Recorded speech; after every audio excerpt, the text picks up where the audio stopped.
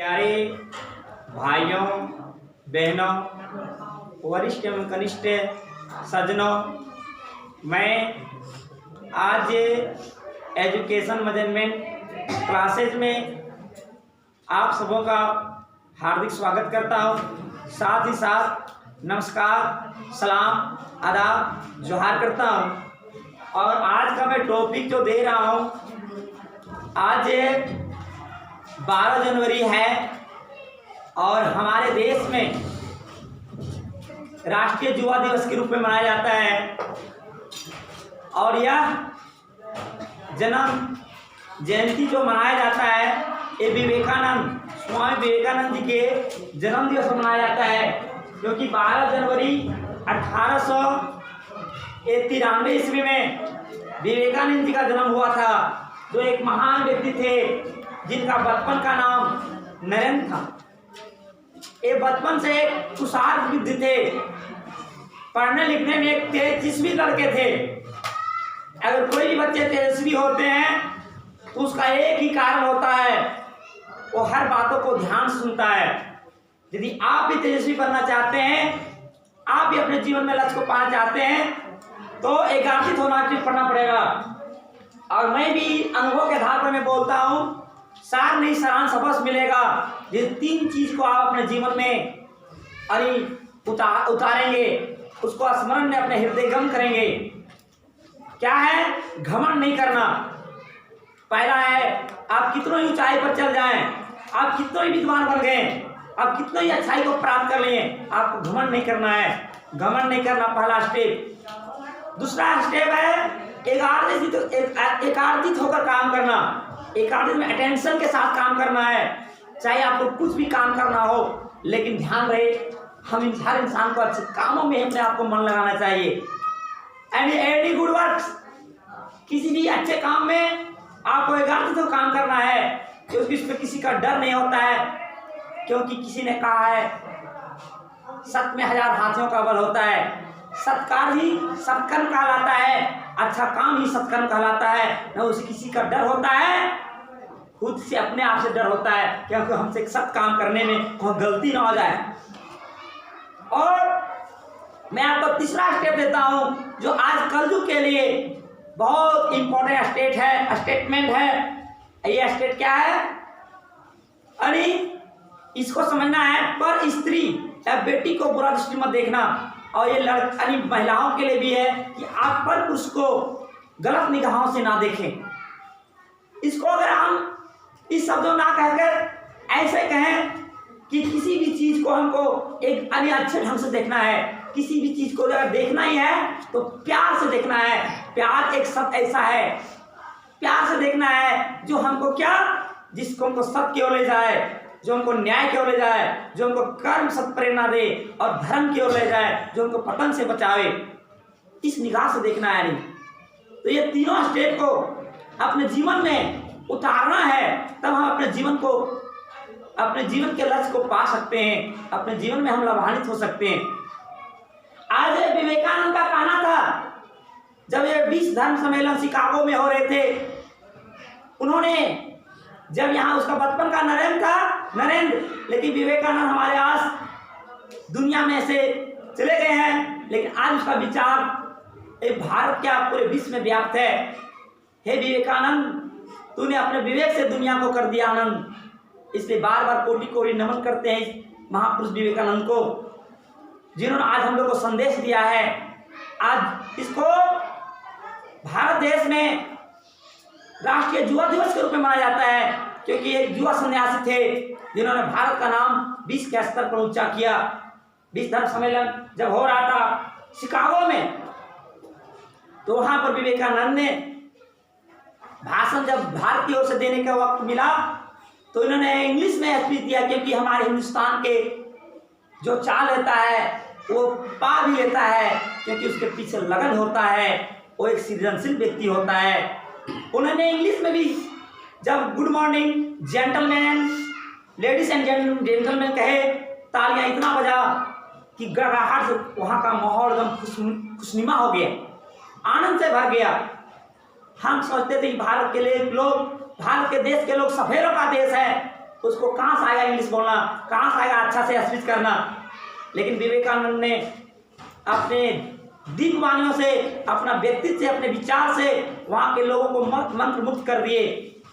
और इतना अच्छा से भाषण दिए, उन्होंने जीरो पर ही भाषण दिया, क्योंकि इसको कहा कि आप जीरो पर ही बोलिए, अपना संस्कृति के बारे में बोले। तो ये ब्रह्मांड का, ये संसार ही ब्रह्मांड है, ये जीरो ही ब्रह्मांड है। प्रतीक जो है ये संसार का प्रतीक है, जिसमें हम सब लोग सम्मिलित हैं, हम सब एक इसके एक अंग हैं। नाना प्रकार के हम लोग इंसान हैं, नाना प्रकार के बात वाणी विचार हैं, नाना प्रकार के हम लोग संस्कृति को मानते हैं, नाना प्रकार के हम यानी भाषा को बोलते हैं, नाना प्रकार का हम खाना पीना खाते हैं, लेकिन हम सब एक हैं। हम एक सबकी परमात्मा एक है। हम सबको बनाया है दुनिया में, दुनिया को बनाने वाले एक हैं। और उन्होंने अच्छे ढंग से अपने विचारों का रखा कि हम लोग सार्थक क्या है, जिंदगी कितना महत्वपूर्ण है, उसको हम लोग कितना आगे ले जा सकते हैं, और इस वाटिका को कैसे सुंदर और सब बना सकते हैं। बहुत अच्छे ढंग से सागरिक भाषणों में दिया। और आज हम लोग और उसके भाषण को सुनने के लिए वहाँ जो अमेरिका के थे जितने भी लोग वो सराहना किए, और वहाँ बहुत दिन तक अमेरिका में रहे विवेकानंद जी भी, भारत की ओर से जब गए थे तो। और उसके उसके भाषण को सुनने, उसके स्पीच को सुनने के लिए पहले ही वहाँ अपना स्थान ग्रहण कर लेते थे और अपना काम को पहले ही सल्टा लेते थे और अपना आकर बैठ जाते थे कि विवेकानंद का स्पीच होगा। वहाँ बहुत अच्छा उन्होंने भारतीय संस्कृति का धर्म ध्वजा को लहराए। लेकिन भारत का ऐसा प्रेम है, ऐसा प्यार है, ऐसा धर्म सत्य न्याय से प्रति इसको तब प्रेम होता है भारतवासियों को। हम सबको गर्व है कि हम भारत में जन्म लिए हैं, और वही गर्व के साथ हम लोग चाहते हैं कि हमारा देश, उसका सोच था जागो उठो और अपना लक्ष्य प्राप्त किए बिना मत रुको। तो हम सबको भी सोचना चाहिए। जागने का मतलब होता है अपने कर्तव्य के प्रति जागृत होना। यदि हम विद्यार्थी हैं तो विद्यार्थी का कर्तव्य होता है कि अपने जीवन में विद्या को अर्जित करना। यदि हम विद्या को अर्जित नहीं कर पाते हैं तो हम सोए हुए बराबर हैं, हम जागे नहीं हैं। जागो उठो, यानी जाग गया उठ जाओ, यानी उठो, यानी उन्नति करो, जागो उठो। और तब तक चलो जब तक अपना लक्ष्य को आप प्राप्त नहीं कर पाते हैं। अब आपको जागृति आ ही गया तो अपने लक्ष्य के लिए अग्रसर होना चाहिए, और लक्ष्य को पाने के बाद ही आपको विराम लेना चाहिए। लेकिन आज हमारा देश इस श्रेणी में है, विकासशील देश की श्रेणी में है, विकसित नहीं हो पाया है।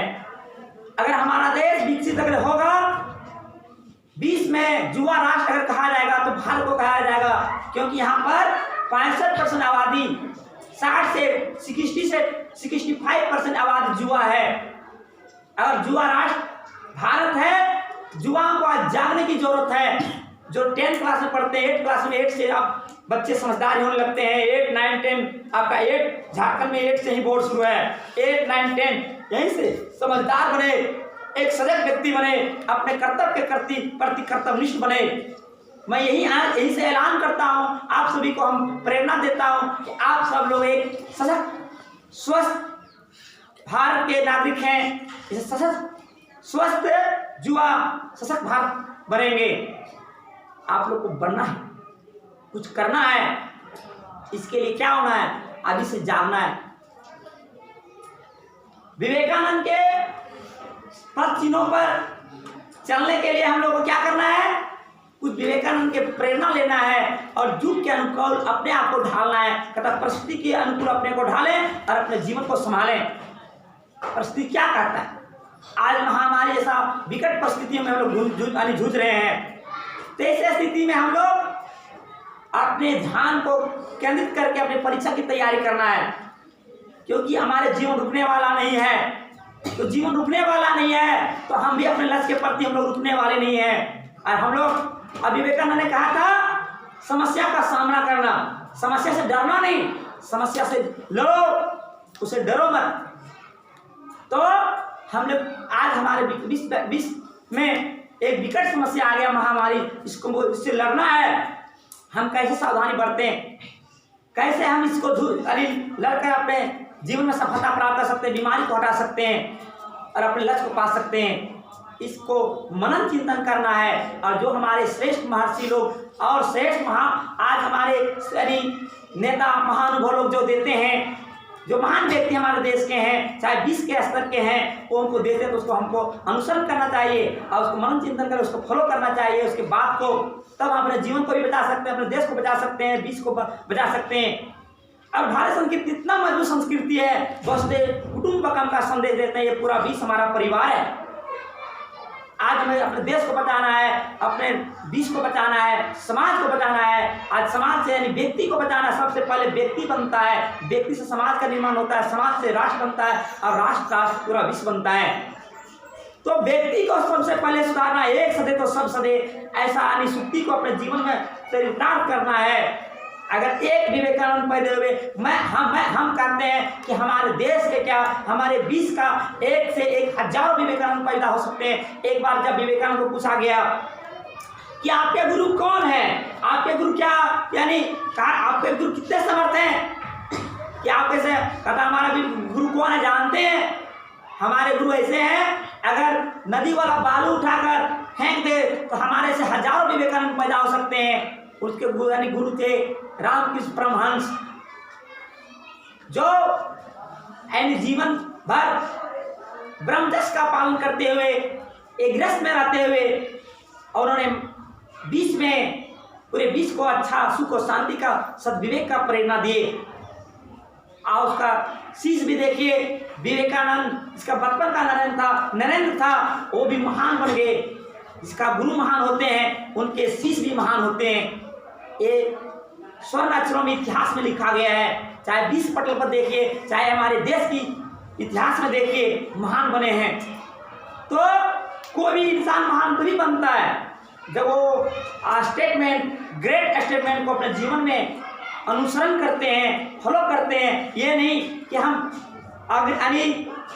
लेकिन होता है कि अगर हम अच्छे बात को अपने जीवन में लाते हैं, उस पर चलते हैं और तभी हम सफलता पा सकते हैं। मैं इतने कहकर अपनी वाणी को विराम देते हैं और विवेकानंद को नमस्कार करते हैं। सभी भाई बहनों को मैं बारंबार आप लोग को हार्दिक स्वागत करते हैं, प्रणाम करते हैं। सभी भाई बहनों को इसको लाइक करेंगे, शेयर करेंगे और